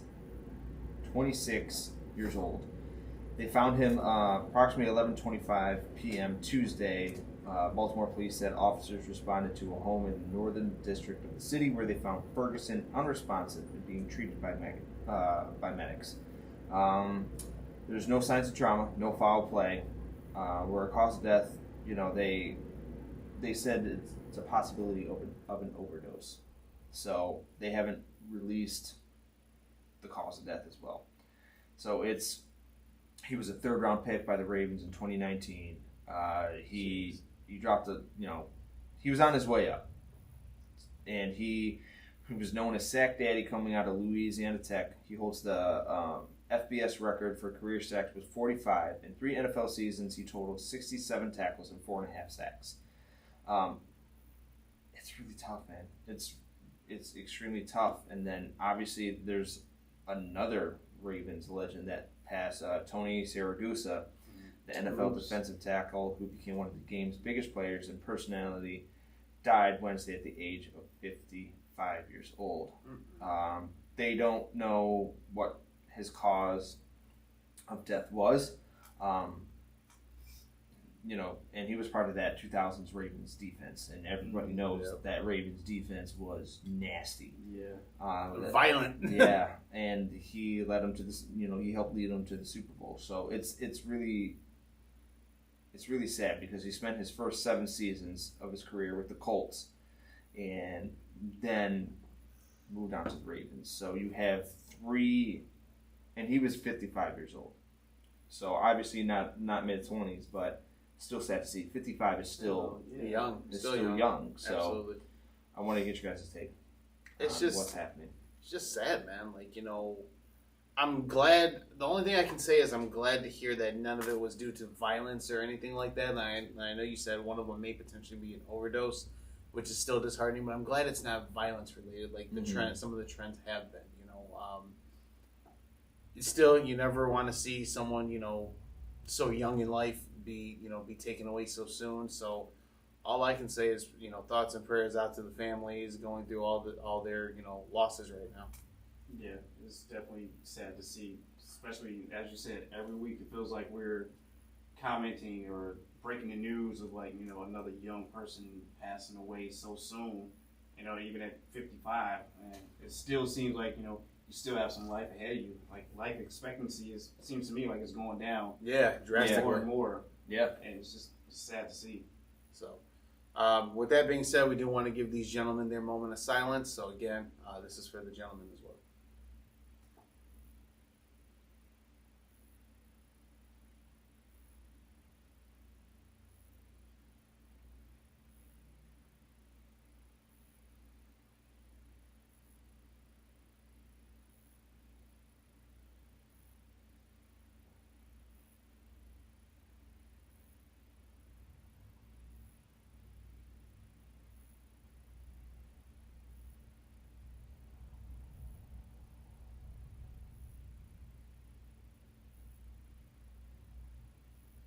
All right, thank you, gentlemen. Appreciate that.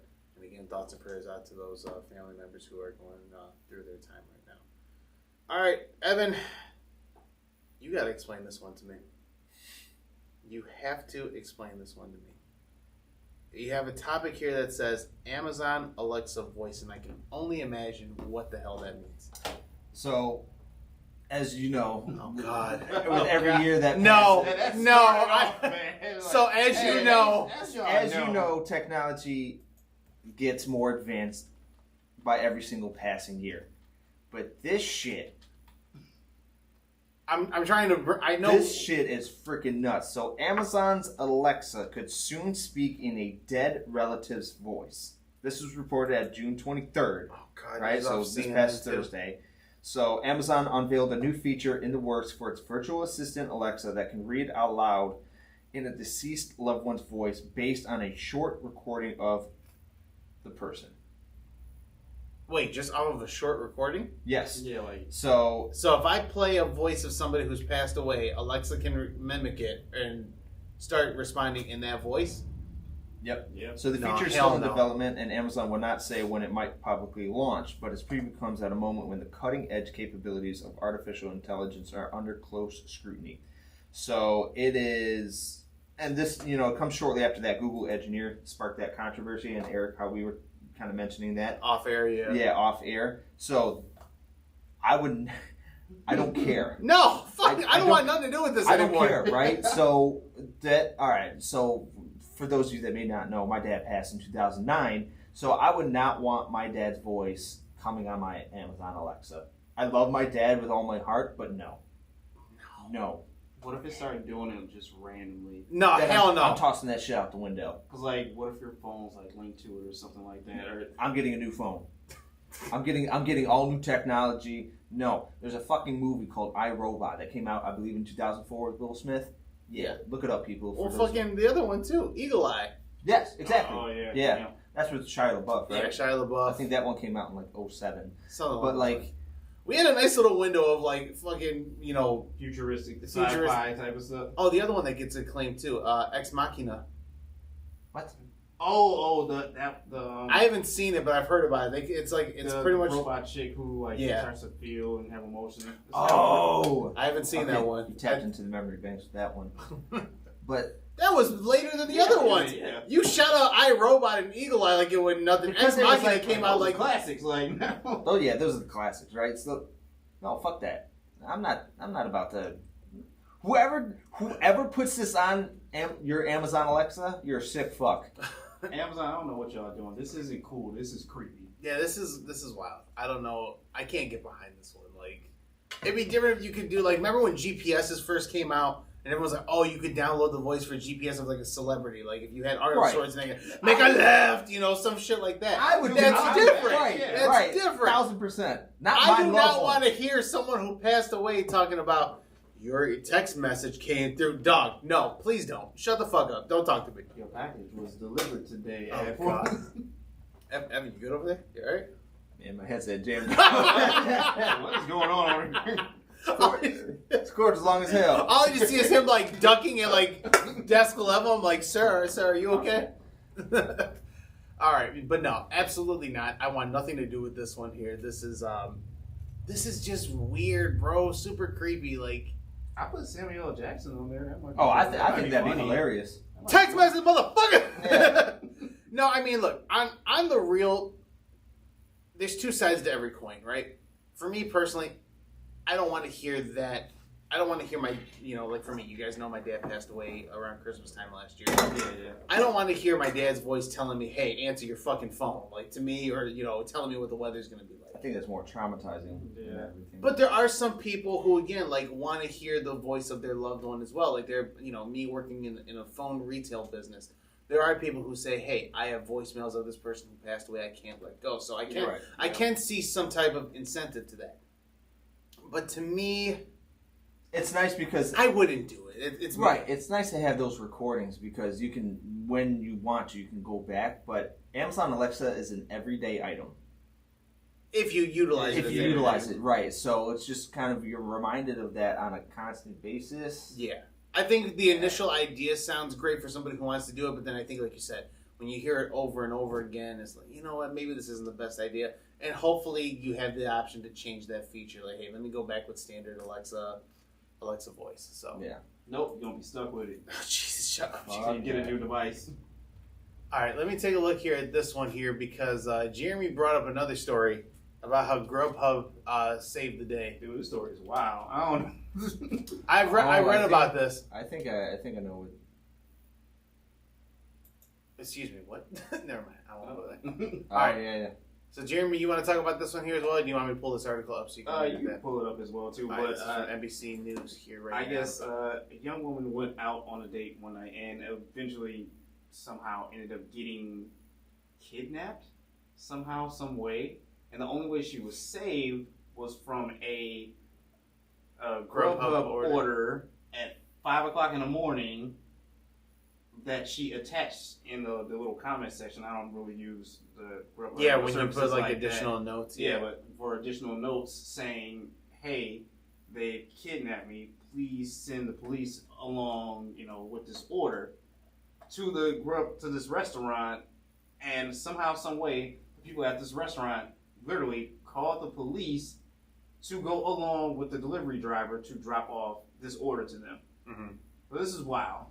Yes, this is coming from NBC News. And it says a New York woman was rescued from a hostage situation Sunday after sending a note to a restaurant through Grubhub delivery order. According to police in a statement from the restaurant, the quote reads, quote, "Please call the police. Is going to call," and again, when you're in panic mode like this, your typing's not going to be Yeah, accurate. you're just trying to get the message out. Please call the police. He's going to call me when you delivered. Come with cops. Please don't make it obvious, the woman wrote in the additional instructions portion of her order to the chipper truck in the Bronx, according to a Facebook post on the restaurant's page. Again, I deciphered that as best I possibly could. No, trying to pretty much initiate what she was trying to say. The post said she ordered before 5 a.m. I've often heard of this happening, but never thought it would happen to us. Thankfully, we were open and able to help her, it said. The New York Police Department said officers responded to the scene around 6:20 a.m. The suspect, I don't want to read the guy's name, was arrested on charges of rape, strangulation, criminal sex act, unlawful imprisonment, menacing assault, criminal possession of a weapon, and sexual abuse. The victim is 24 years old, according to police. The suspect is also accused of attempting to rape a 26-year-old on June 15th. He is charged with attempted rape, sexual abuse, and assault in connection with that case. It's unclear if he has a lawyer. Not that I really care. All right. So, gentlemen, takeaways on that at that point in time.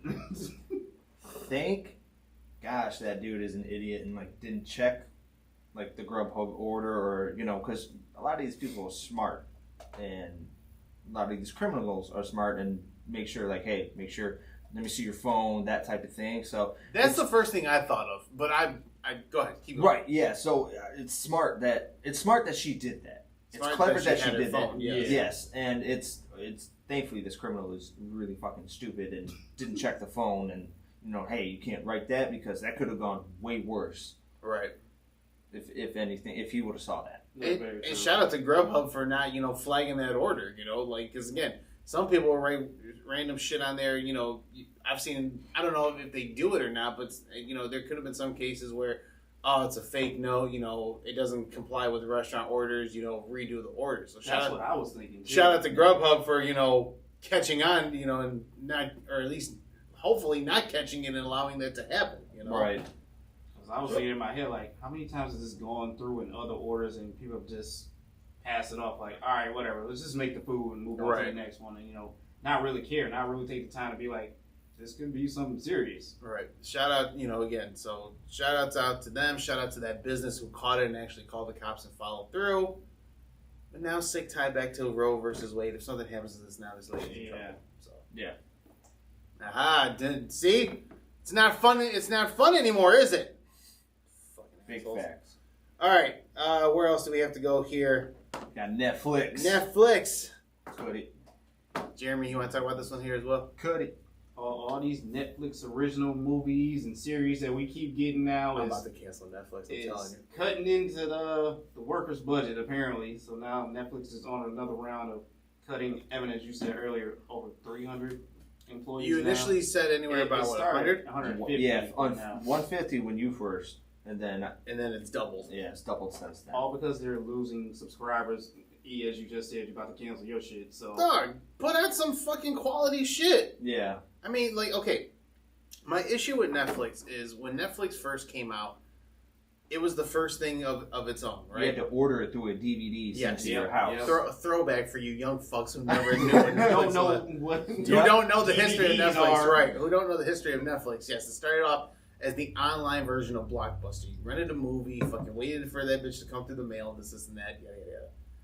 Well, now that all these other companies and all these other little studios have started to do their own thing, you know, Netflix used to be the place where you got pretty much everything. At first it was Netflix and then Hulu. Now it has spawned to fucking everything else. You have Netflix, Hulu, Disney Plus, HBO Max, Peacock, for God's sakes. Like Paramount Plus, right. Yep. Amazon Prime Video. You know, like you have all these different massive streaming channels now to where the content is no longer exclusive to Netflix. It's exclusive to the ownership of that show. So now what has Netflix done? Netflix has now become an original TV or original documentary and TV show thing, which is fine. Cool, no problem. But compared to everything else that's out there now, Netflix is starting to kind of hit the bottom of the barrel now. Yeah. Netflix is not what it used to be back in the day. Like, I am documentary the fuck out on Netflix. Every time I see something on Netflix, it's either a new documentary or a new TV or like a new like original series that they like. Again, I think Netflix was about to hit the shitter before Squid Games came out. If I'm being completely honest, the pandemic completely fucked up Netflix. Yeah, and then they happened to just, hey, you know what? We'll push out Squid Games. You know, we kind of had this on the back burner for a minute, see what happens, and it turned out to be a fucking hit. Now they got to get everyone together, and you know, hey, guess what? Now we got to pick up on season 2. We got to go for Squid Games too. But yeah, compared to everything else that's out there, I'm okay with cutting ties with Netflix. The only reason I keep it is because T-Mobile pays for that shit. That's it. If I ain't got to pay for it, I'm good. Yeah. I mean, I will admit, Netflix will churn out some hits here and there, but yeah, but how far few and in between is it, right? In months, say you could get one in February, not get another one until like November. Right. It's way too much downtime for that. At least like with didn't they up their prices too? They consistently up their prices. They upped it to like what, $20 or something like that? For the premium version, yeah, it's like $20 now. And that 4 screen. Or getting stricter on people using other people's, credentials to log into. Yeah. Anyone who's got my password, you may have to fucking start paying it up now. Why you laughing? Why you laughing? Oh. Why you laughing? You got my shit too? No, I ain't got your shit. You got someone else's though? Don't worry about it.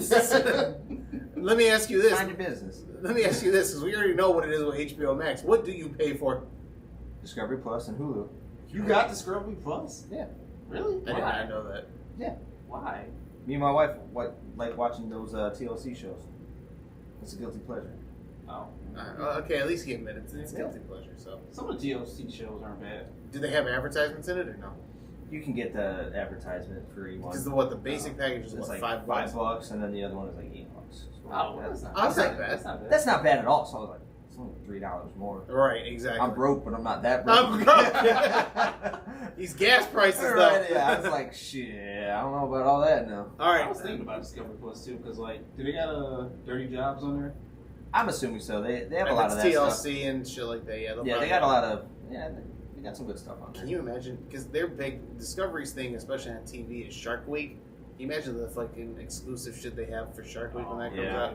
Yeah. There's a show on there that's like I Almost Got Away with It, which is basically like criminals almost getting away with I've seen that. I was hooked on that. Scooby-Doo? I was hooked on that for a hot minute because it's like some of it is these criminals are either really smart and the cops are really dumb, or it's just like the luckiest shit ever where the criminal gets pulled over and the cop doesn't recognize the criminal just escaped from prison. Like, what are the chances, The orange jumpsuit doesn't give it away? Right. it's like, they got orange jumpsuits in the got bag. A handcuff on one wrist. They'd be like, hi, officer. Oh, hi, officer. Right. Like that sort of stuff. But no, it's that type of stuff. I may have to look into that. Because Discovery Plus, I hear, if you want good, shit to, that's the shit that makes me fall asleep. Those type of documentaries like that, or those little TV shows, that shit will put me to sleep. But it's so interesting. If you do get hooked on it, you're like, dog, for real? You know what?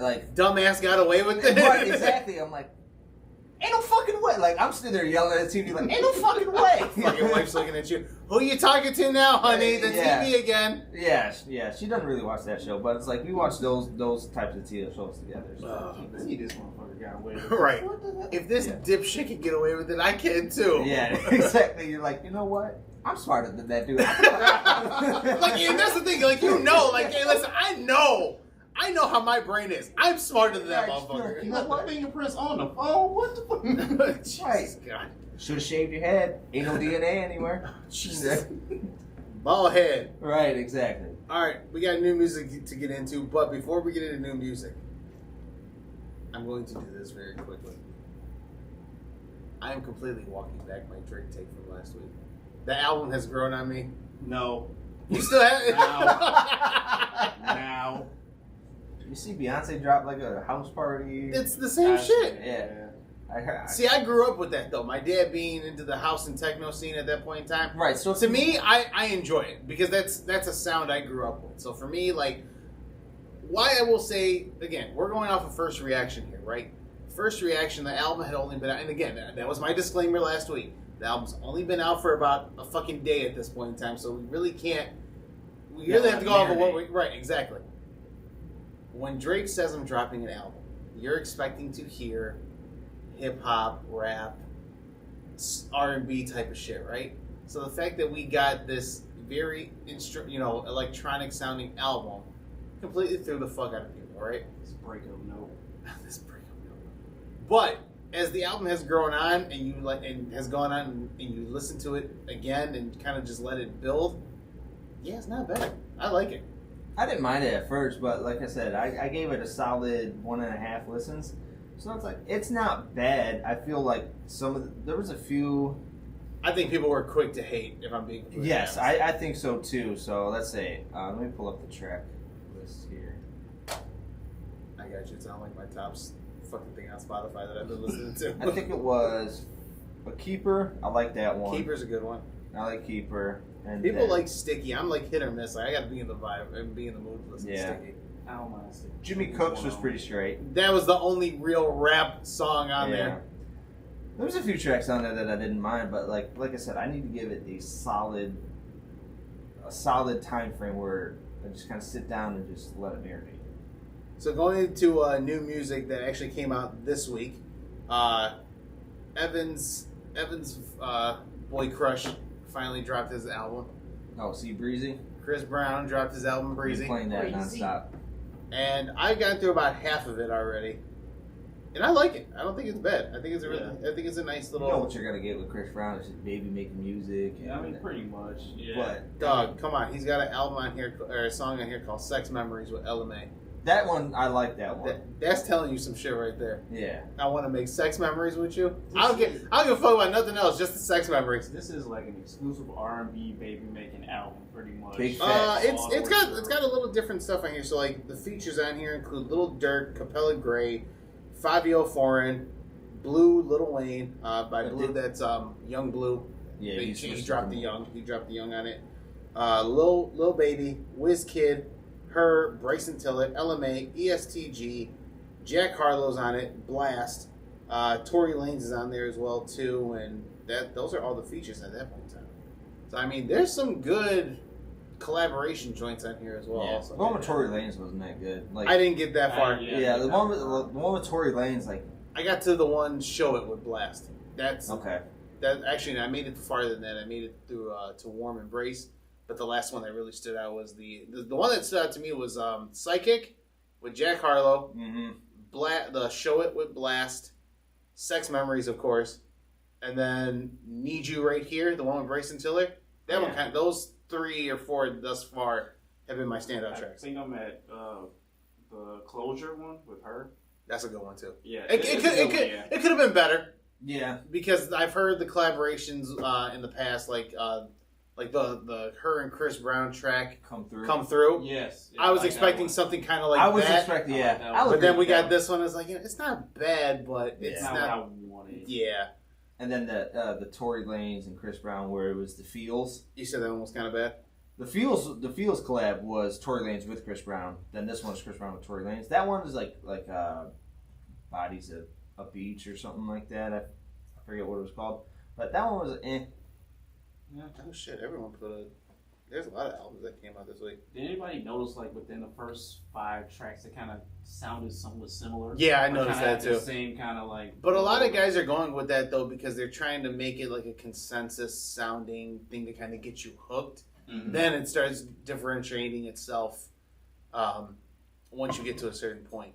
Yeah, because I think doesn't he switch it up at one point and kind of go a little kind of like reggae or like Kind of, yeah. That's the one with That's the one with Wizkid. WizKid, yeah. Yeah, he kind of switches that up. I noticed that. But that "To the Wheels Fall Off," that's probably my favorite song. That first one where he comes off with Lil Durk. That's a good one, yeah. No, Yeah. it's a nice way to start the album for sure. Yeah. I'm looking at some of the stuff that came out yesterday as well. Eminem and Snoop dropped a song. I didn't listen to that I one. didn't listen to that one either. I gotta check that out. I mean, that's your other boy crush. I mean, I'm just saying that Crush. because it's like it was Man crush every day. it was a nice collab between Eminem and Snoop, and it was kind of like Especially coming long. after like the beef, this little small beef that they had. It was a nice song.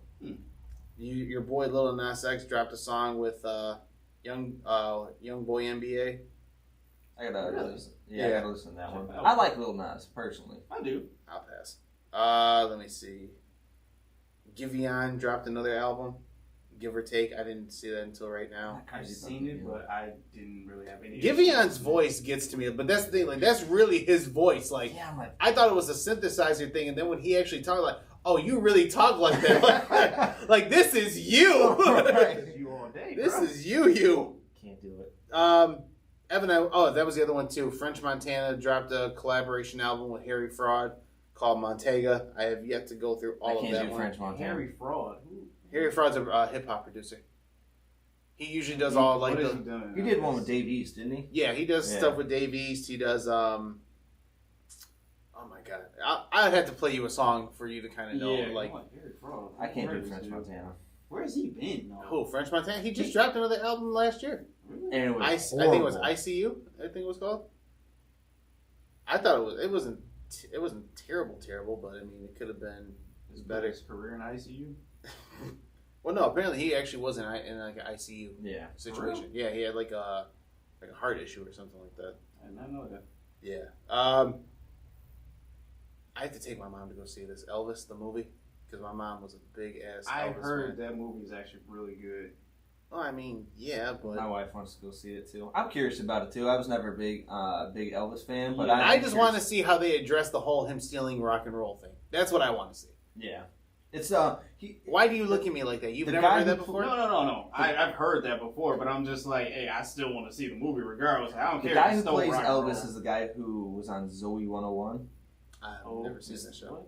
Zoe 101 with Jamie Lynn Spears. It's kind of like those Victoria shows. All right, you snitching on yourself right now. Why you watching Zoe 101? Wait a minute. That was when I was a teenager. I mean, I watched Victorious, but Zoe 101, that's going a little Now too- you're snitching on yourself. Hey, Victorious was good. I don't know what you're talking about. Oh my god, what the hell are we getting into? Just outing ourselves. That's right. I guess so. All right. Well, any other music or movie conversation? Oh, Evan said he finally watched Hustle. Oh, you did? I watched it last night. What'd you think? I do agree. And Eric and I were talking about this off mic. Anthony Edwards has got a shot at that. See? Yeah, He was, asshole. my man. when he was like, I could be a good stepdad, he was like, I'll beat your ass. Dog, I wanted to fight. I was I like, wanted yo, to what the fight him. fuck? I thought it was. I liked the storyline. I really liked how he went into the combine and then he fell off and then they had Worked the his boat, way back and he up. worked his. Mhm. I liked that. So it wasn't just kind of like the fairy tale ending. Yeah. It's just kind of like he hit another bump, a bump after a bump, and I thought it was really well done. And Adam Sandler is kind of hitting his mark with these types of movies. Yeah, absolutely. Uncut Gems wasn't it though? I never saw Uncut Gems. It's on Netflix if you Yeah. want to watch it. You gotta be like, really. And I'm gonna tell you right now, artsy movies that it's you gotta it's be into. artsy, but it's very New York as well. Like they talk fast and have accents as well. Also, like the Brooklyn and New York accents. Mhm. So, I would highly recommend putting subtitles on if you're gonna watch it. Okay. Just I remember when I went and saw it in the theaters because it looked good. I was like, all right, let me check and see. You know, it looked. Everyone was saying like it was really good. Plus, it has ties to basketball in it as well. So, all right, cool. I want to see it. Dog, I was fucking 30 minutes in the movie. I said, what the fuck is going on? I could not keep up to save my life. I looked at I looked at my wife. I'm like, "Yo, you want to go? Like, you just want to leave?" She goes, "I mean, we're right here." Like, all right, fair enough. Stick it out. Might as well stick it Yeah, out. but I really did enjoy that movie. I really did. It's probably one of the better movies I've seen. Especially from Adam Sandler. Yeah. Absolutely. Have you started watching Obi-Wan yet, or are you still behind? I have not. I know the season finale was earlier this week. Correct? Okay, he hasn't seen it. I did, so we won't go into that. He's behind on Miss Marvel. Have you watched Miss Marvel still? Yes or no? I am missing this week's episode, so Okay. that kind of sucks as well too. I'm gonna catch up. I'm so gonna catch behind up on on everything. everything. After the week you've had, I don't blame you. I still haven't seen Top Gun. Someone told me the Buzz Lightyear movie was pretty good too. I heard Buzz Lightyear failed. Like for opening weekend, it only made 51 million. It failed opening weekend. What? Someone told me it was good, 51. Oh, 51. Yeah, but they had anticipation for like 100 to like 200. I was on the fence about that just because obviously we grew up with Toy Story, so it's just it's. Listen, I didn't think it's a money grab, but I think they were just reaching. because I kind of felt like I knew everything I knew about Buzz Lightyear from the story. Like, all right, he's a toy. Buzz Lightyear is an actual astronaut person. Like, I was cool with it, right? Now to give the origin story for the toy that we already had, like, it looked entertaining. I wanted to go and see because it was entertaining. It was a nice little idea to kind of like give that background story, but was it needed? Not I necessarily. know what movie you're gonna go watch. What? You're gonna go watch that Barbie movie that's coming out. What? Coming out with the Barbie there's movie. a Barbie movie. Yep. I've seen pictures of Margot it. Robbie's playing Barbie, Yeah. and Ryan Gosling Gosling is playing Ken. I'm gonna definitely pass on that one. You sure? Positive. Okay. Nah, Jeremy? that's definitely a money grab. Once again, let me see the trailer first. No, because Let me see. they the already trailer came first. out and said too they're not playing the Barbie song that I'm a Barbie girl in a From Barbie. Aqua? Oh, No, they're not putting that in the movie. Which I think is like if you're gonna go all out with Barbie, you have to do it. You have to do it. But my thing is okay. This may sound kind of They're running out of ideas. They really are. Drastically. Hollywood. is just drastically. terrible now. I'm tired of remakes. I'm tired of reboots. I'm tired of fucking additional chapters. Like I still have to go see Jurassic Park. I haven't seen. I saw that one actually. How was it? good? I liked it. I enjoyed it. Okay. A lot of people were bashing it, but I really enjoyed it. Listen, this is how you know Buzz Lightyear failed. Jurassic Park on its second week was the #1 movie to Buzz Lightyear's premiere week. It did kind of bad. Yeah. Ah, shit. Oh, we were talking about this too. I know we kind of had the Thor talk as well, but even as the trailers have come along, like little teasers as well, also, Evan and I were talking before you got in here. I still don't feel like I'm like super geeked to go see the Thor. movie. Yeah.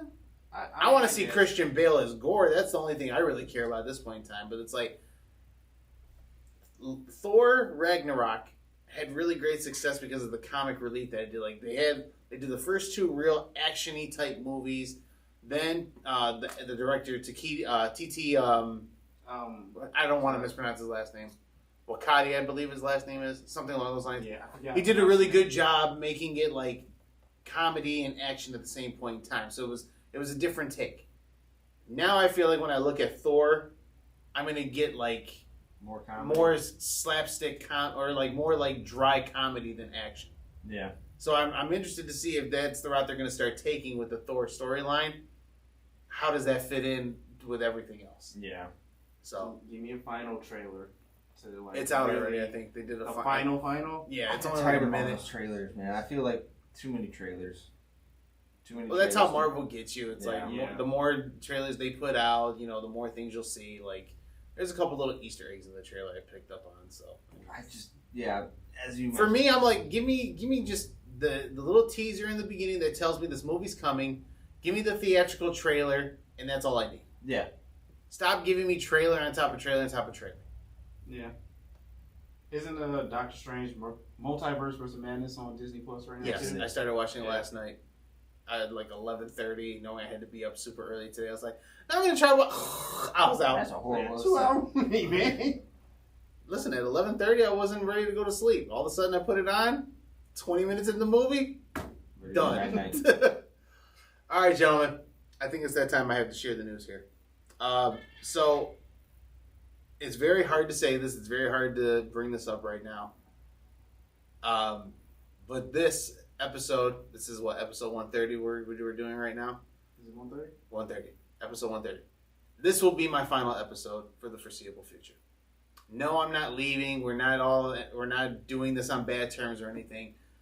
I've had a opportunity for a path in professional journalism present itself, and between doing a regular daytime job, family obligations, and the turnaround process that I have to do with this opportunity that's been presented in front of me, I would definitely be stretching myself thin, and I feel like to both of you gentlemen and to the audience that listens and watches, I would not be giving my best self to continue moving with the podcast. Now, with that being said, if anything does change, if any opportunity presents itself where I can get a little bit of leeway, I get a week off, I'll be glad to come out up here and sit with you guys again. But as far as everyone seeing me here on a regular weekly basis, that time has come to an end. It's very sad because, again, as Jeremy knows, we've done this for years together. We've done this since before we named it Speak Your Piece, and it was under the former title.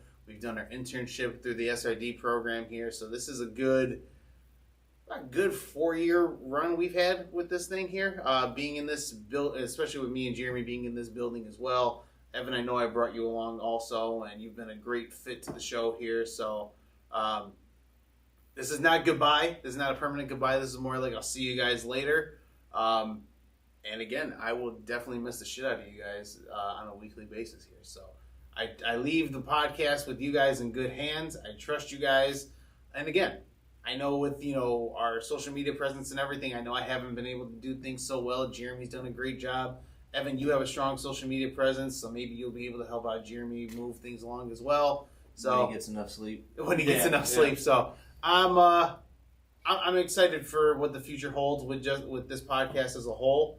Whether I'm here or whether it's you guys who take it over, and again, you guys have future things to discuss as well. But this is it's bittersweet for me to make this announcement here with you guys today. So I'm a little sad, but I'm glad knowing that it's a step in the right direction for me as well. But again, this has been part of my routine for 4 years, man. So to have this shit switch up, it's gonna be very tough. So that's my major announcement for you guys. So I apologize that it came up so abruptly like that. You never have to apologize for doing what's right for you. I'm a firm believer in that, and the timing may not be great, but this is an opportunity, and if you were to turn this down, who knows when this would happen. I was not done, so I apologize about that. I made one little change to this, and boop, no. But we wish you luck on your future endeavor, and we hope that you are still able to come around, and if you get a free week here and there, that'd be great. To reunite with the three amigos. But we wish you luck. We wish you nothing but the best. Obviously, you've been the backbone of this, so it's going to have to be a discussion between Jeremy and I of what is going forward. But obviously, it's going to be a huge loss and big shoes to fill. Yeah, man. Don't ever apologize for pursuing your dreams and following what you want to do and moving forward. I know you've been looking forward for this for some time now to kind of like break your way into this, sports writing realm, journalism realm, and you got your opportunity. So just know that we support you. We got your back 100%. And like always, whenever you get some free time, man, the seat is always open. So I appreciate it, guys. I appreciate it. Now I wish we had alcohol here, even though it's like 10 o'clock in the morning. But a nice little shot of. Well, we weren't expecting that. I wasn't either. Don't make me feel worse than I already do. Trust me. So, we've had a lot of laughs here. We've had a lot of good memories. Some good moments where our show made top 100. We've had some tough moments as well also, but again, I'm glad you guys have been here, for the whole run as well. And like I said, I will definitely miss the shit out of you guys. I'll miss being here every week. And again, if I get some time, I'll shoot you guys a text saying, hey, I'm free. I'll come up. If you guys need me to run the board, if I don't forget how that works, I'll do that as well. I mean, you've been doing it for quite some time. Quite some time, man. Yeah. So I don't think it'll be too hard to get familiar with it. But yeah, man. It's sad, but it's bittersweet, and again, I appreciate the hard work you guys have done, and I have good faith in you guys that you guys will be able to, take over and do well even without me being here. So, Do we have anything else we need to address within our time limit here? Or I do have one question though. Uh-oh. Oh boy. So if I'm Mr. In and Out, does that make him Mr. Out? Oh, damn. No, that just makes me Mr. Backburner. Jeremy, I need one more good story, man. From your hectic week. Give him a good story. It's his last episode. Has there been anything? Even if it's fake, don't tell him it's fake. Don't lie to me. Or no, actually lie to me if you have to. Let's see. Oh God. Get his brain working. Right, he's really trying to come up with something here. I mean, a couple more people got fired too, but. Golly! Fam, my question at this point in time, in a joking manner, when are you up? Right, for real. You're just numbers on the board at this point. I guess so. Like, these people are dropping like flies, bro. Like, I don't know what's going on anymore. In all honesty, a man over in another department who I came into the company with decided like, man, today's my last day. I'm out. Oh, he quit. He didn't get fired though. Well, yeah, he quit, but like he just somehow, some way, just walked in today. You know, nonchalantly, worked for like an hour and a half and was like, I'm out. Bro, what? For an hour. For an hour. Hour and a half. I was like, At Nah, least I'm out. stick it out like a half a day and make your trip worthwhile. You know what I'm saying? Something, right? hour and a half. He's like, I'm out. And literally got up, did his rounds around the whole team, and was like, All right, bro. I'm out. You going to lunch? No, man. I'm out. I'm waiting for someone to come on with a megaphone. This is my last day, bitch. Go out with a bang. It's kind of funny because like if it's like your last day or something, they usually like clap They make you a out. spectacle for it. Yeah. They clap you out. They're like, yo, it's my man's last day. He's moving on to such and such. They clap you out. Everyone stands up. They give her applause. It's a happy moment. But no, this dude's just like, yo, I'm out, man. I'll see you around. That means What? no. I hate when people say What? that. I'll see you around. Yeah, we'll get together. We're never gonna fucking talk. Yeah, we're never we're gonna never fucking gonna talk see you again. again. Relax. Like this team's chat is like the last bit of chat I have with you at all from now. And then as soon as you leave, that's it. I'll never hear from you again. Yeah, exactly. So. Big facts. All right. Well, Jeremy, that was a pretty good story. Sorry to hear that more people are losing their job. But I'm just saying, somebody better come up here and fill these empty desks that keep popping up around me, yo. Soon you're gonna be on an island. You're still here. It's over. Go home. That's it. It is over for this week's episode of Speak Your Piece. Again, coming to you live from Cave Radio Broadcasting, CRBRadio.com. And again, of course, as always, make sure you're following Speak Your Piece on those social media platforms at Facebook.com/SpeakYourPiece313. The Instagram handle, SpeakYourPiece313. And again, make sure you're following the YouTube channel, putting those notifications on, so that way you guys can be aware when a new episode uploads. All right? Gentlemen, it has been a pleasure to do this with you guys for the past few years. I am, again, very sad, but again, I have great expectations for you guys as well. Also, again, I'll miss you guys, and most importantly of all, the fans that have been watching us for years and years. Although I'll be gone, you still got to deal with these two guys here. So with that being said, peace!